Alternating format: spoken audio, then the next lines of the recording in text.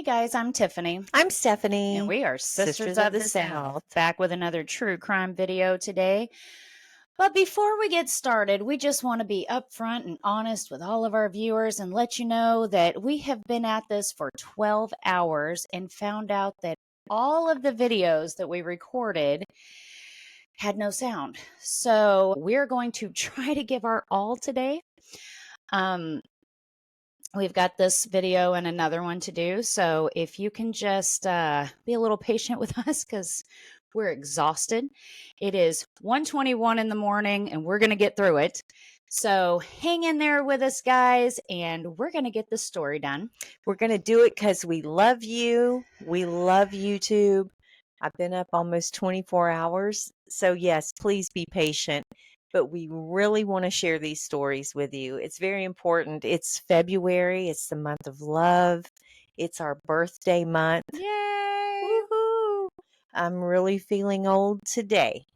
But me too, because I did get up early for basketball. So it's been a long day. Very long day. Not to mention it is a short month. So anything you've got to do, remember we're a few days shy this month. So That's right. Get on the ball, run, get it done as quickly as you can, but don't forget that Valentine gift for your loved ones. That's right.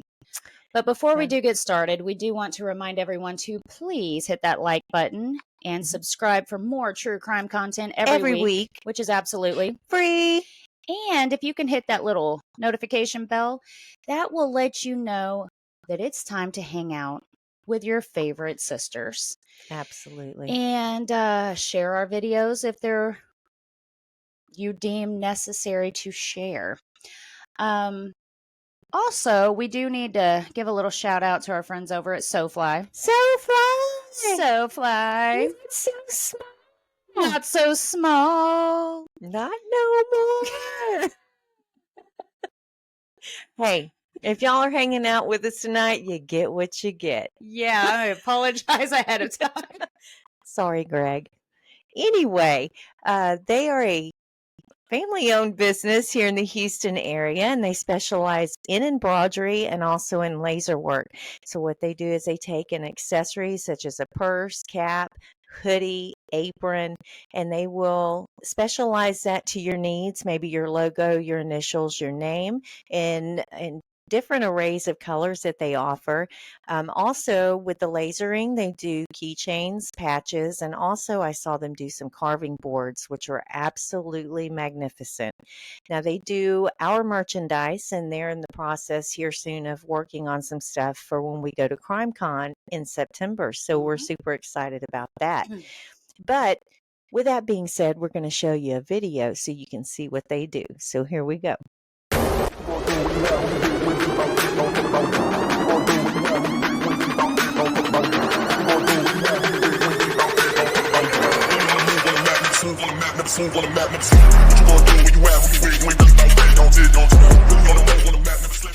All right, guys, we hope you enjoyed that video. Please go check them out, buy you some stuff, and let them know we sent you. You'll love it because they're awesome. They are, and we'll link their information in the description box. We're going to get started today on the story, and who we're going to talk about is Gerald and Charlene Gallego, also known as the Love Slave Killers.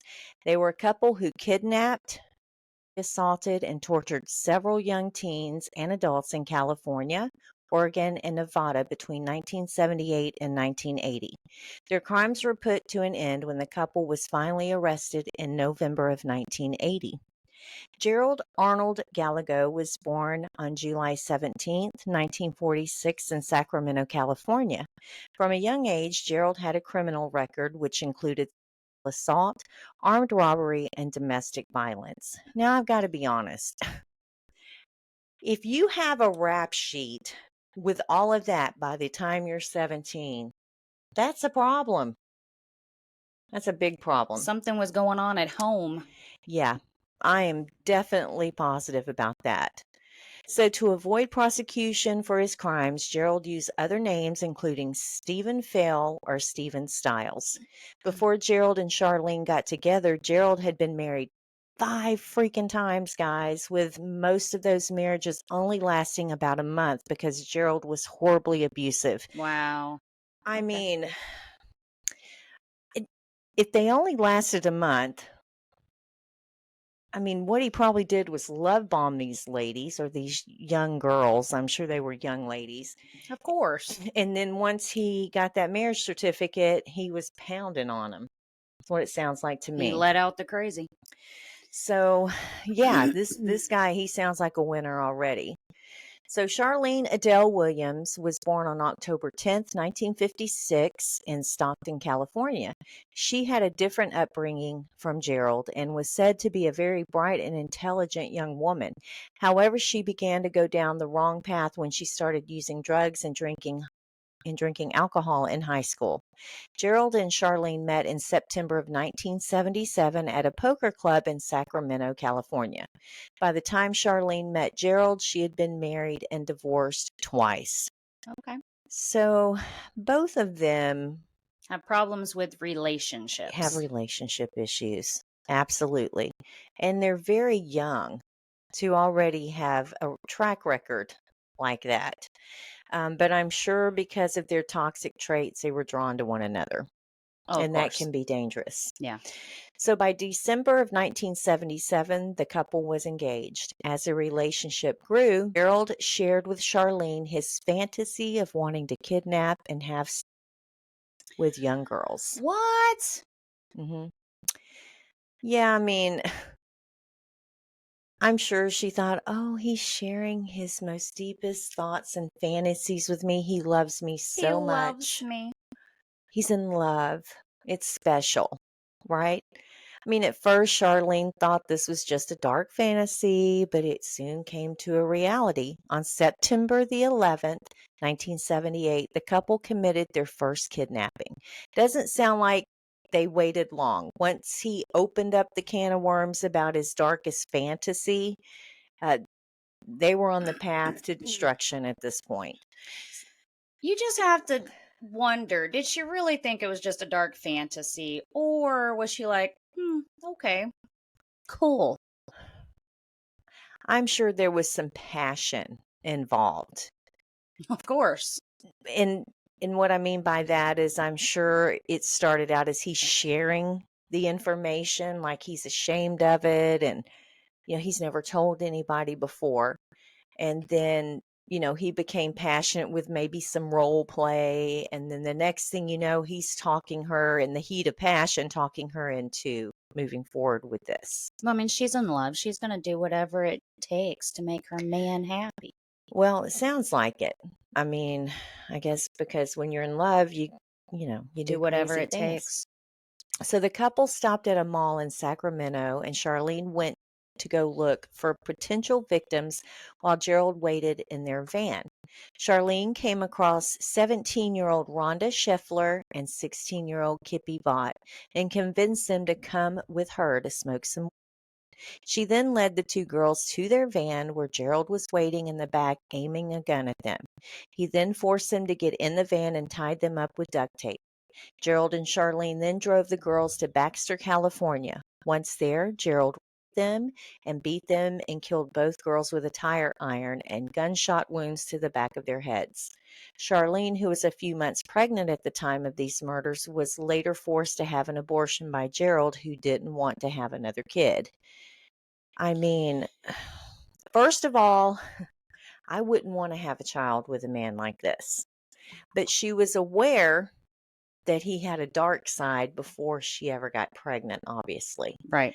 So I'm not sure that that really even crossed her mind. No. Now, I You am know, getting some Candyman vibes when it hmm comes to let's go yeah, smoke some weed in my van. yes. Luring them in with that Well, young kids, candy, bubble gum, things like that. Teenagers, alcohol. yeah, alcohol, things like that is enticing. But folks, we all know if someone's inviting you to a van, don't go. Just don't go. A stranger, definitely don't go. So, about 2 weeks after this murder, Gerald learned that there was a warrant for his arrest after his 14-year-old daughter from his first marriage reported that he had been abusing her since she was 6 years old. Mm. The couple then fled to Reno, Nevada and got married, with Gerald using the fake name Stephen Fail. Now, I'm going to tell you, the last thing you want to do is go get married to a guy who just got accused of abusing his daughter. She probably didn't even believe it. But possibly, but who even wants to risk it, Her. right? Love, guys. You do what you need to do to hold on to your man, is what she's thinking. Ladies, gentlemen, there's red flags all over the place here. Don't step on them. Don't step over them. Pick them up and wave them. Get the hell out. That's crazy to me. I wouldn't even risk it. But we also don't know Charlene's mind at this time either. Maybe that intrigued her. Possibly. Maybe that was, a charge for her as well. Who knows? It doesn't sound good, especially for her. Well, she's getting something out of this, or she wouldn't be. Well, she's the one going in and luring these young Exactly. ladies. So, yeah, she's getting something out of it for sure. So, on June 24th, 1979, the couple committed their second kidnapping. While at the Washoe County Fair in Reno, Nevada, the couple spotted 14-year-old Brenda Judd and 13-year-old Sandra Colley. Charlene then offered the girls some money if they would help her put flyers on cars in the parking lot, to which the girls agreed. They then followed Charlene to the van where Gerald was once again waiting in the back with a gun. Similar to the last time, Gerald made the girls get into the van and tied them up. He then drove to a hardware store and purchased a shovel and a hammer. Gerald later made Charlene drive the car out to some isolated area where he got into the back and assaulted the two girls. After arriving in the deserted area, Gerald took Brenda and Sandra from the van, one at a time, and beat them both to death with the hammer and then buried their bodies. Brenda and Sandra's bodies weren't found until about 20 years later in the year 2000. And that's horrifying to me. I mean, these girls were even younger than the ones previous. Right. They're at the carnival having fun, and here comes old Charlene asking for help.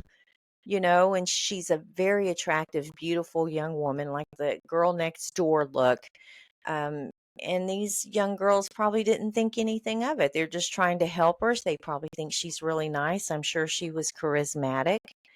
And she literally led them to their death. Well, and even there was always one point where we were never told that women would do something. Correct.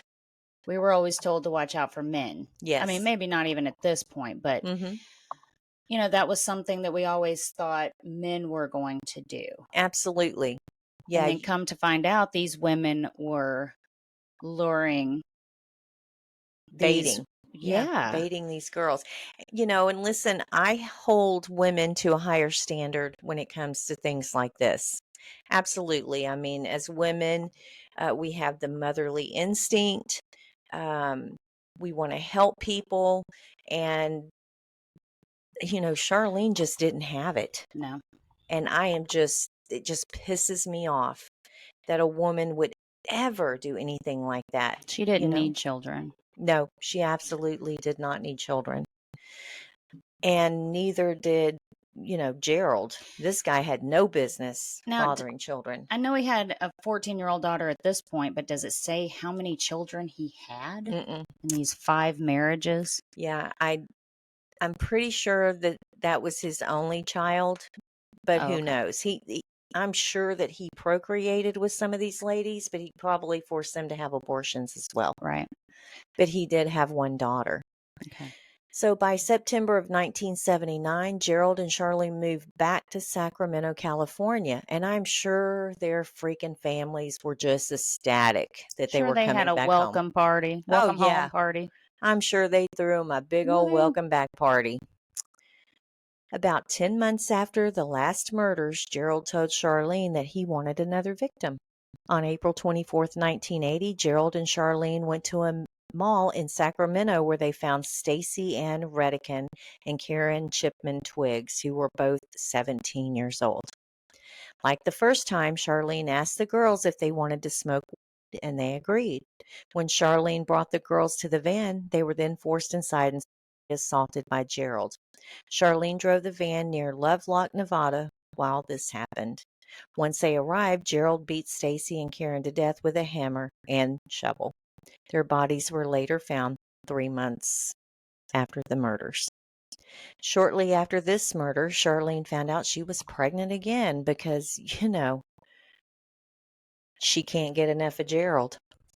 What can I say? And in June of 1980, the couple took a trip to Gold Beach, Oregon. While driving around Gold Beach on June 6, 1980, the couple spotted 21-year-old Linda Teresa Aguilar, who was visibly pregnant and hitchhiking. They offered her a ride, and she got in the van. Linda was then sexually assaulted by Gerald while Charlene drove to an isolated area. Charlene knows where all the isolated area is around California and Nevada, doesn't she? Yeah, she sure does. Yeah, she's a professional at that. After the assault, Gerald beat her with a rock and strangled her. However, Linda's autopsy showed that there was dirt in her mouth and lungs, meaning that Linda was almost likely still alive when she was buried. And Gerald didn't care. No, they don't care about anyone. Yeah, he could care less. He just probably beat her until, okay, that's good enough, and we're just going to bury her, Yep. He could care less. So on July 17th, 1980, while out at a bar called West Sacramento Tavern celebrating Gerald's birthday, the couple set their sights on the bartender, 34-year-old Virginia Mokel. Instead of going home after leaving the bar, the couple actually sat in their van and waited in the parking lot for Virginia to finish her shift. After Virginia locked up the bar, Gerald approached her with a gun and forced her into their van. I mean, he wasn't even going to entertain her at this point. He's not going to be sweet and kind and No, he's been sitting there too long. charismatic. He's impatient. He's just going to shove a gun in her face and get in the van and let's go. Hit it and get it. Gerald then drove to the couple's apartment building, and he ordered Charlene to go inside while he assaulted Virginia in the van. Why would Charlene I just don't understand. Why Charlene is the question. It's repulsive. Why? Yeah, at this point, Gerald's just a sick individual, and I get it. But Charlene had so many opportunities while she's driving the van to just go to the police station, stop and start yelling for help, run off into a ditch somewhere. I don't know, turn him in. She's just as bad as he is, or she wouldn't be doing what she's doing. Absolutely. She's just as horrible. After the assault, Gerald made Charlene come back and drive the van to another isolated area. Good gosh. I know, right? Unlike the other victims, Gerald strangled Virginia to death with a cord that was later found with Virginia's remains. The couple committed their last kidnapping in November 1980. In the early morning hours of November 2nd, 1980, after drinking, the couple went out to find new victims. Around 1 a.m., they spotted 22-year-old Craig Miller and his fiancée, 21-year-old Mary Elizabeth Sowers, who were leaving a fraternity party. Gerald got out of his car and forced the couple to get into the back seat of their car while pointing a gun at them. Friends of Craig and Mary approached the car, but then it sped off with Charlene behind the wheel. The friends thought it was just a strange prank at first, but after not hearing from the couple, the friends reported this to the police and also provided the license plate number of the car. Wow. Which, thank God. Yes. Thank God somebody had a photogenic memory to be able to do that, because back then there wasn't any cell phones you could just pull off and record and take a photo or anything like that. Well, and from what it sounds like, they've been in the same vehicle and no one ever saw them take these people. No. So how were they investigating anything, really? Right. Well, they didn't know these girls were missing till it was too late. They didn't come home, or maybe they found a body and they had no idea. Maybe a missing persons report. But yeah, nobody had, they were smart enough to know when to do it. So after the kidnapping of the couple, Charlene and Gerald first stopped near Bass Lake, California, where Gerald ordered Craig out of the car and shot him to death. They then drove back to their apartment where Gerald assaulted Mary before taking her to an empty field in Placer County, California, where he shot her to death as well. Both of their bodies were found weeks later. And how devastating. Not only is this young lady, her and her fiance have been kidnapped, and then she sees him get murdered, and then she has to be sexually assaulted by the guy that killed her fiance, and then she dies at his hands too. I mean, that's horrific for a human being to go through. Yeah, it is. And it's so sad. And they Mm. were young, Oh, and yeah, very. he had obviously no respect or no regards. And typically he would kidnap in twos. Him and Charlene would kidnap in twos. This is the only one that I'm aware where there was a man involved. Right. It was usually two women. So it makes me wonder why they changed their MO at this point. Well, they're getting away with it. Well, that's true. They're getting away with a lot. So let's try something new. Maybe Sure, they why got not? bored with the other, so they wanted to try something new. Yeah. So after the friends of Craig and Mary reported the kidnapping, the police tracked the couple down at Charlene's parents' home. Gerald tried to make an escape, but both Charlene and Gerald were arrested on November 17th, 1980. So this bitch is like, my man, I'm going to do whatever it takes to keep you. And he's like, Yeah. see ya, the cops are coming. Yeah, screw you, I'm out. Just leaves her there. Oh, And he just, he just heads for the hills. He's gone, right? Okay. Love. That is so crazy to me. Charlene offered to testify against Gerald for a plea deal to reduce her sentence. Well, of course she did. I mean, because she's a victim. Yeah. She's a victim too. She is. Charlene's Of main love. defense was that she never physically killed anyone and that she was a victim as well, but she was still just as guilty as Gerald regardless because she's the one who scouted out and lured victims to Gerald. Yeah. How many would he have killed had Mhm. he had to go out and lure them to the van himself? Absolutely. Himself. And it kind of gives me Ted Bundy vibes, really. Mhm. You know, with the, her being a female, but she's still asking and ensuing for help. And people typically will let their guard down if they think they're helping someone. And they had no idea that they were walking into a the lion's den. Yeah, literally with these people. In June of 1983, Gerald was sentenced to death for the murders of Craig Miller and Mary Sowers. And in June of 1984, Gerald was convicted for the murders of Karen Twiggs and Stacy Redican. But this sentence was later overturned. By July of 1997, Charlene completed her 16-year sentence and was released. So they made a deal with her, which is insane to me. She should still be behind bars. Oh, yeah. But get this. 100%. Yeah. I mean, Gerald got what he deserved. He later died of cancer while awaiting execution on July 18th, 2002, which, listen, California, get your shit together. This guy should have already been executed long before he died of cancer. He sat on death row way too long. Long time. Way too long. These victims' families had to sit and mourn their loved ones while this man was being fed 3 meals a day. That's ridiculous. But nonetheless, he got what he deserved, and I hope he suffered. So, I got to searching, hey, where's Charlene now? Where's she at? So while she was in prison, she studied psychology, folks. Charlene studied psychology. I mean, really? She studied business and Iceland literature, whatever the heck that is. While she studied all of these, she got her degree. She changed her name once she was released and moved to Fair Oaks, California, where it is believed that she still resides to this day. She is now 69 years old. So she got to live a great life, get a degree, possibly be a licensed psychologist. Yeah. She got 3 degrees. And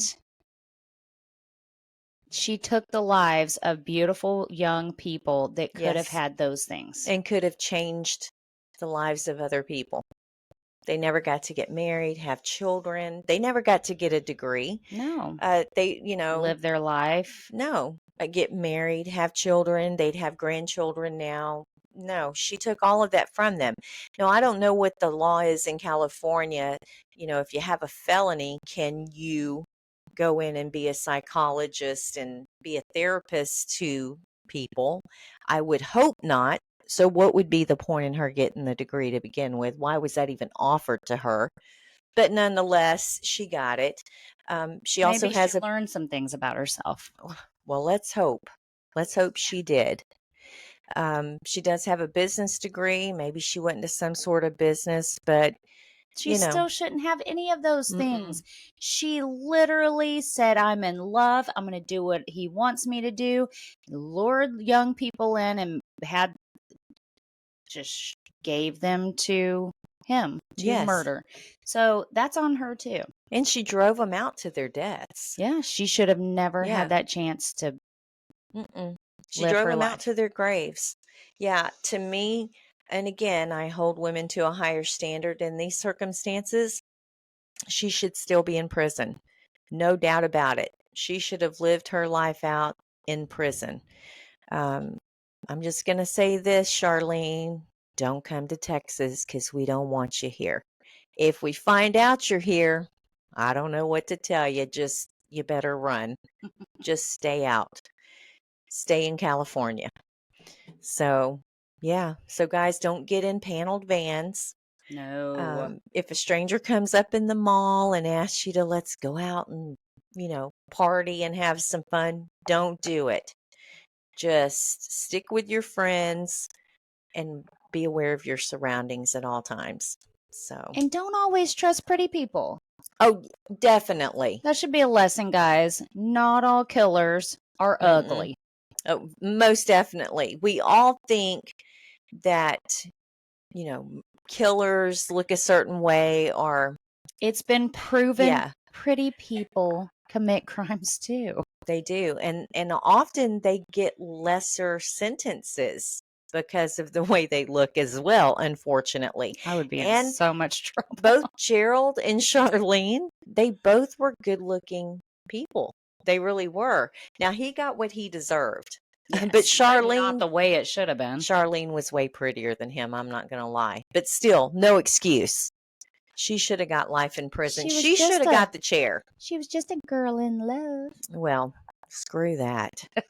Have some pride, folks, and be smart. Choose well. Make better choices. Make better choices. Love with good intent. Absolutely. So let us know what you think, guys. Do you think that she's in California being a therapist to people who have issues? Maybe she's running a business. Maybe she became an entrepreneur and became a millionaire and she's living her best life. Heck, who knows? Maybe she's passed away of cancer like Gerald did. But I know one thing, she's not in jail. So, yeah, makes you wonder. Life's not always fair. But we do pray for the victims' families. We hope that they've found some peace through the years, hopefully. But that doesn't make it any easier as time goes on. So we do send out prayers and good vibes to the families of the victims. But until the next time, guys, remember to see the good and stay stay imperfectly perfect. perfect. Bye, guys. Bye. Thank you.